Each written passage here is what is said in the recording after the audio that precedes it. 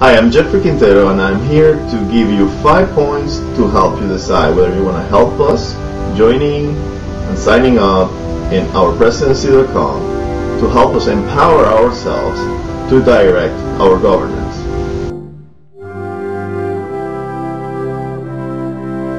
Alright, the first point I want to make is that let's think about what happens after we vote. After we vote, what influence do we, the people, have in influencing the way our government serves? Not much. Once we, the people, vote and officials are elected, the process of governing is surrendered back to 3 major forces. 1. Gridlock from partisan politics, the perennial need of officials for campaigning, and lobbyist-induced corruption. This is our reality. Our reality is that our government serves us only after serving these 3 forces.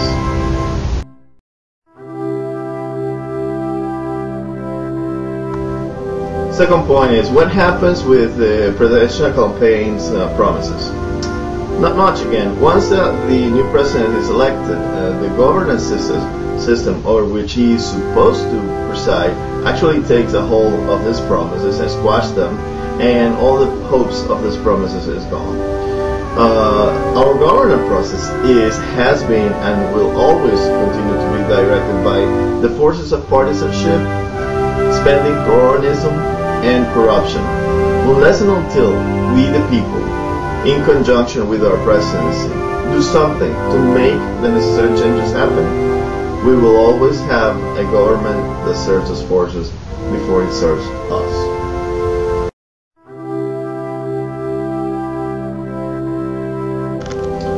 Alright, the third point is what happens to citizen participation. What happens after we vote in November is that everything goes back to normal. We, the people, again dissociate with those that we put in power, and we begin to complain why they do not seem capable of delivering what they promised. What we must realize is that our democracy is broken into 2 different processes performed by 2 distinct populations. On one side is the elections of officials that is made by extremely segmented voters. After the election, then the influencing of officials is done by very well-financed lobbyists. So we have a voting and then a lobbying. 2 distinct and dissociated processes that break our democracy into 2.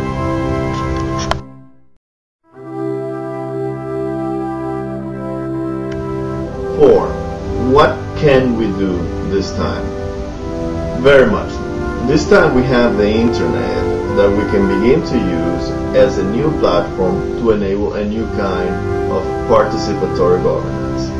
This time we can continue the efforts many of us have for almost a year in supporting a candidate, and then use all those connections and use all those discussions to formalize our own agenda for our presidency to achieve in 2009. Imagine, this time, what we the people could do is empower ourselves to direct our governance.